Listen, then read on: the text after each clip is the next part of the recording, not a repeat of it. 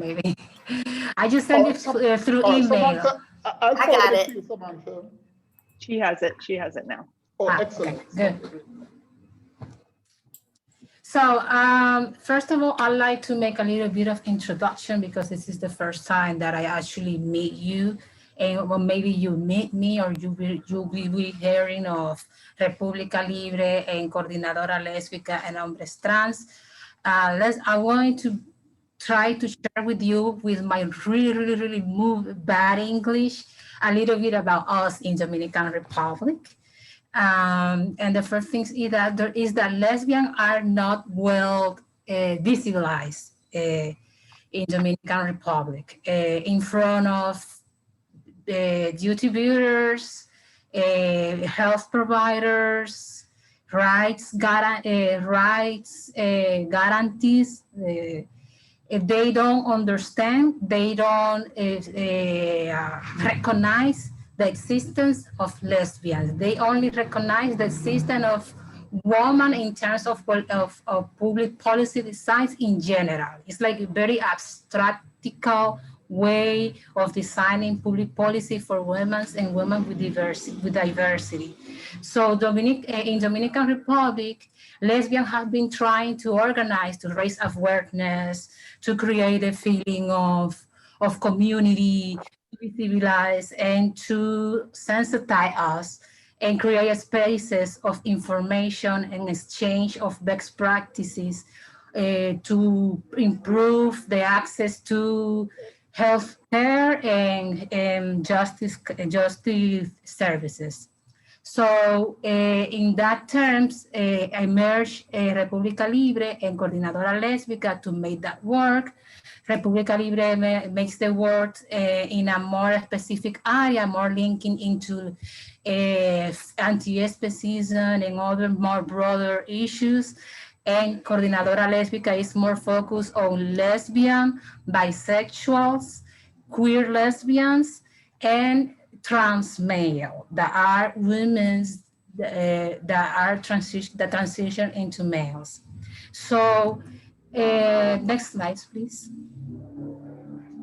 I'm trying to enlist a little bit of what are the main barriers that we face. And this is going to be based because we don't have information like statistical information.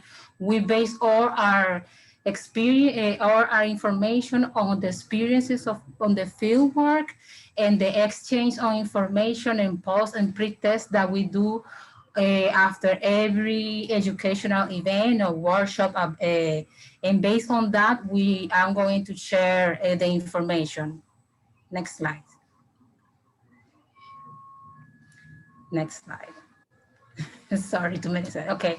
Well, I'm going to be a little bit repetitive with this slide, but I would like to do a little bit of context now. For those who doesn't really know the Dominican Republic is an island that has a very characteristic geographical and political situation. I think John already talked about the situation and the health issues about Asia and immigration issues.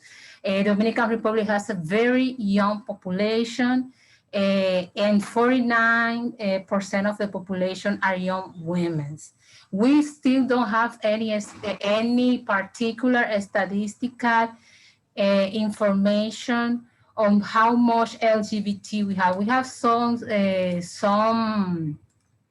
very timid rapid assessment on particular issues that some organizations make, but we don't have official national statistics. And there's right now one that is taking place, being coordinated by UNPD, that I think is going to be launched very soon. And with that, we're going to be able to make more advocacy and share more information about the population, specifically the lesbians. So next slide. Dominican Republic is also facing, if we're going to talk about lesbians, access to health, challenges, we need to know and to situate ourselves in the situation where we are here in Dominican Republic, that we are still being victim of this humanitarian disgrace that is called COVID-19. And I would like to share with you under the context of COVID that we are living in Dominican Republic, just in case you don't know, so we can situate ourselves a little more of how is Dominican Republic in terms of health. So next slides, I just wanted to share a little bit of how we are according to the last bulletin. We have 109%, 737 cases accumulated, over of 2,000 deaths, and we have like a deadly, positive, a percentage of positivity of 8%. And only 400,000 Dominicans have received at least the first shot. So there's a lot of confusion. There's a lot of a little bit of, I don't know if you see, of panic, because there's a lot of people, mainly the people from the vulnerable population, that they don't know if we're going to be able ever to get the vaccine. And because of the criteria, because of the methodology that the government is using, and the time that it's taking, and there is no spaces of negotiation, of feedback, or monitoring of the process. The state has monopolized the whole process of assistance and caring and prevention in a massive way, and that is an issue. And Lesbian, we are trying to organize around COVID, because we know that we need to know, but it's difficult because this is also a political matter, the COVID lately, at least in Dominican Republic. Next slide. So I like for me to talk about lesbians and our needs and our barrier. I wanted to use or to take a look to any parameter, because we don't have any information, any research in Dominican Republic. So what I wanted to use was the World Health Standards, or main indicators, to talk a little bit about how we are doing. And I wanted to talk, like, doing a little bit of parallel of how the state says women in general are, and what are our concerns as lesbians and queer lesbian and trans male. So next slide. But first of all, I would like to say that we have identified some main structural barriers, and those structural barriers are translated into also social stigma and financial difficulties caused by the frequency of which insurance coverage is provided. Not everybody it has access to insurance coverage, and if you have a partner, you cannot have any access to the program of services that they receive. We don't have any legal framework, or we don't have any programmatic frame that creates indicators or any kind of mandates to the Ministry of Health to provide health to women in a very friendly or specific and comprehensive way. We still need a lot of conversations and negotiation with the public, with the Minister of Health. We also have a difficulty with the access of high cost quality drug treatments for disease that are very high cost disease, because here we have a problem. I don't know if this problem is within the whole Caribbean of medical, ¿cómo se dice, John? Falsification, like drugs falsification. And also we have issues with that. Some people from our community use the one that are not very secure. And there's no, for the population of trans male, for instance, We don't have any program or any initiative or process of reflection about the needs of provide hormonal services or assistance to the population that requires or that needs it. And next slide. In terms of sexual health in Dominican Republic, many of the women have our needs unmet is very bad. Only 11% of the women that have access to good health services have good service of planning their families or prevention of disease. There's a lot of maternal death. We are in the one of the highest country in Latin America with maternal death, and lesbians in Dominican Republic. There's something, I don't know if in other countries you have it. They be mothers. We like to give birth. We like to create family.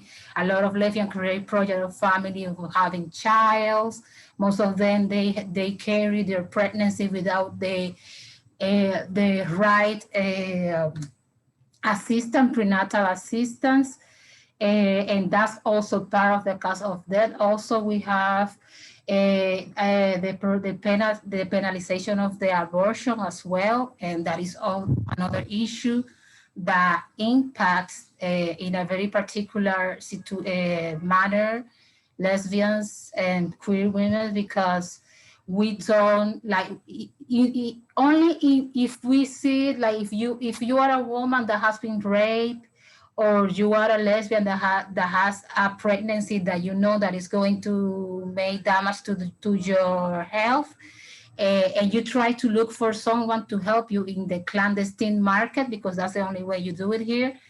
Even the person in the clandestine market has some barrier on how to take care of a woman that wants to stop a pregnancy, because of the counseling part of the counseling, where you give information and you give assistance, is not well conducted sometimes, and that makes difficult and for some cases to be finished good, and we have to then refer them to other health services. So that's something that, for instance, that is very particular that we need to take a look at and analyze in terms of reproductive health. Next slide. Despite of the fact, for instance, all the stuff that we have here in women and in our sexual health, is that despite of the fact that mainly in Dominican Republic, women go to give birth to clinics and hospital, there are still many that doesn't go to hospital, and that they do it in very informal and unhealthy and anti-hygienical way. Mainly those that are located in key populations such as illegal, well, undocumented immigrants, lesbians that are on the closet, trans male that are on the closet, that they don't want to let know that you're trans and you're going to have a baby, and also women in the rural area. Mainly the lesbians that doesn't like to go to clinics, because maybe not, is because of because they are afraid of experience discrimination, because in Dominican Republic we have an epidemic of obstetric violence on women, especially young Black women. And if you are a young Black woman and lesbian, you will be treated really bad during your birth. They even yell at you names. They tell you have sex. Then if you have sex, then you have to take to maintain and to take this process with pain. You have to deal with the pain of the birth. So they do this like this back treatment, and it is worse than if you are identified, or you might be a lesbian or someone that is defined as a key population. The health and reproductive and sexual health Services in Dominican Republic is also an issue because it's looked also and it's managed as a business to make money, to create money, and sometimes and that worsen the quality of the services that we receive, especially when for lesbians, because mainly what the doctors want is to make you get pregnant, give birth, and take a cesarean, even though if you don't need it. And they push you to the limit, so you have to go and take money from friends or to make arrangements, weird arrangements, so you can cover your cesarean. So there's, and during the cesarean also, there's a lot of misconduct that the personnel does, that sometimes they perform procedures that have impacts, further impacts in their physical health or aesthetic. And sometimes if you are a lesbian, they don't even care how they're going to do the stitches. They can put it ugly, but if you are a straight woman and if you are a middle class, they treat you good and they do it with care. And that makes woman, those experiences makes other lesbian not to go and look for others. Thank you, the other.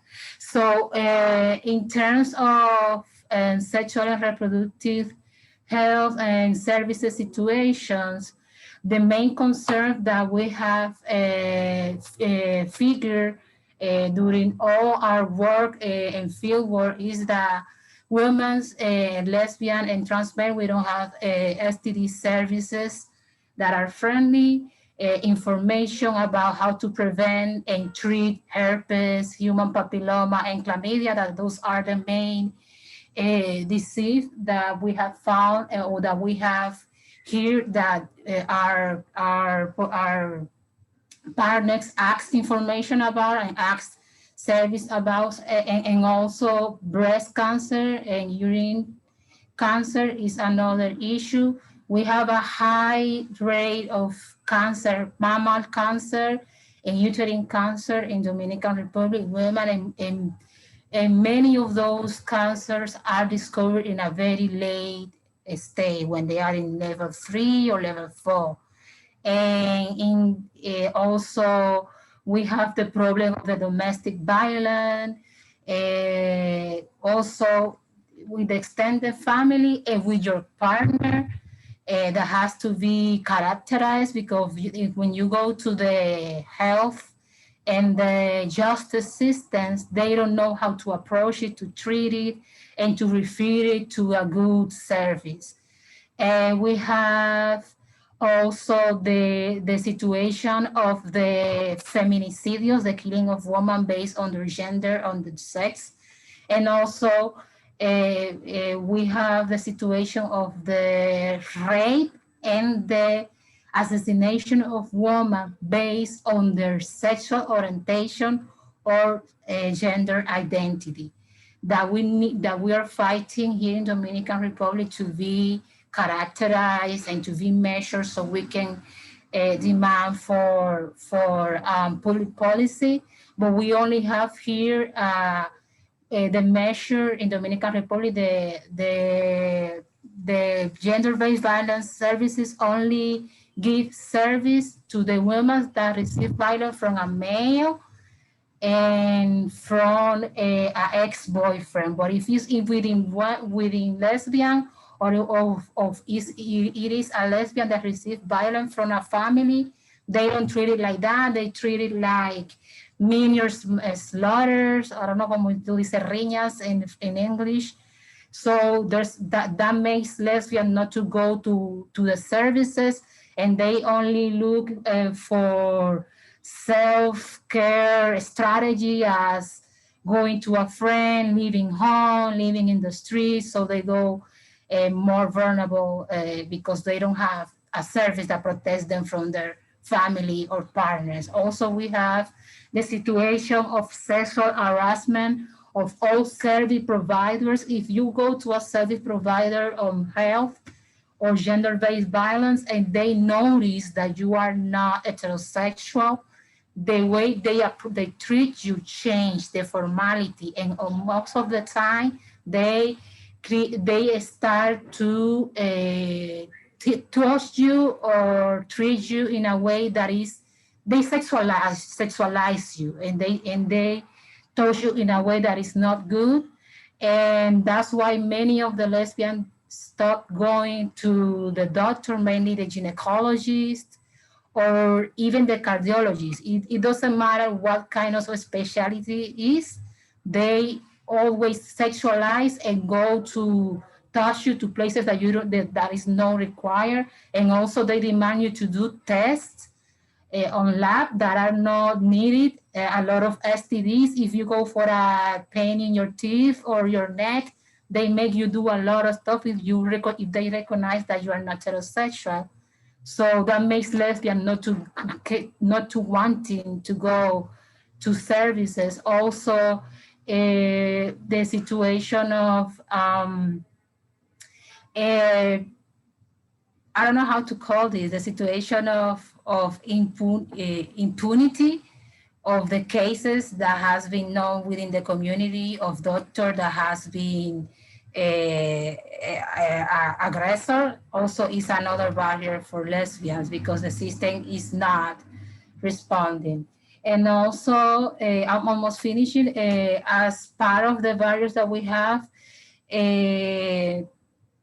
have also the lack of personal training to at least refer to organizations that can give good services to the population.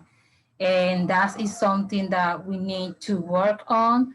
But at least in COLEHT, we are trying to give a response to that situation, creating a directory of healthcare providers that are friends of ours that have received our workshops, so we can refer to those doctors, our colleagues. And also what we are doing is to give a workshop about how you can live a healthier life and to prevent disease. Next.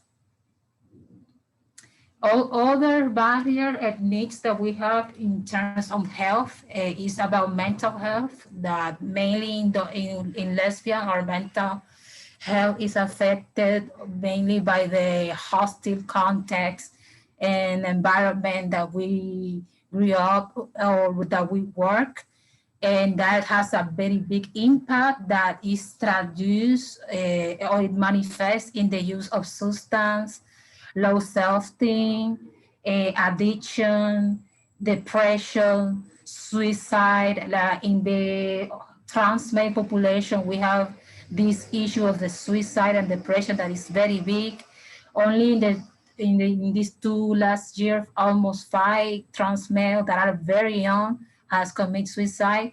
And even though if they try to look help, when they try to look help, the psychologists or the psychiatrists, they try to cure their sexuality and their identity. And that's why they go into a deeper depression.